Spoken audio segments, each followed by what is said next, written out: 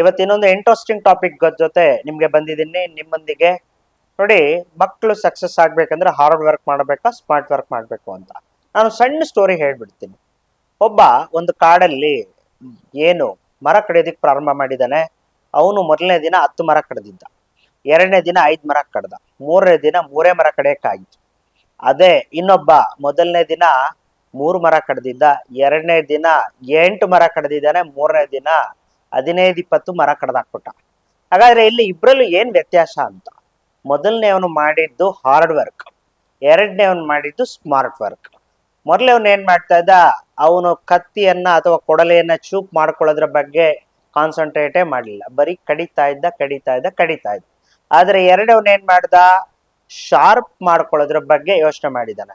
ಅಂದ್ರೆ ಏನು, smart work. ಹಾಗಾಗಿ ಅವನ ಒಂದು ನಂಬರ್ ಜಾಸ್ತಿ ಆಯ್ತೆ ಹೊರತು ಕಡಿಮೆ ಆಗ್ಲಿಲ್ಲ. ಹಾಗಾಗಿ ನಾವು ಅಷ್ಟೇ, ನೀವು ಅಷ್ಟೇ, ಕಲಿಬೇಕಾದ್ರೆ ವಿದ್ಯಾರ್ಥಿಗಳಿಗೆ ಇರಬೇಕಾಗಿರೋದು ಸ್ಮಾರ್ಟ್ ನೇಚರೇ ಹೊರತು ಯಾವಾಗ್ಲೂ ಕೂಡ ಹಾರ್ಡ್ ವರ್ಕ್ ಕೆಲ್ಸಕ್ಕೆ ಬರೋದಿಲ್ಲ.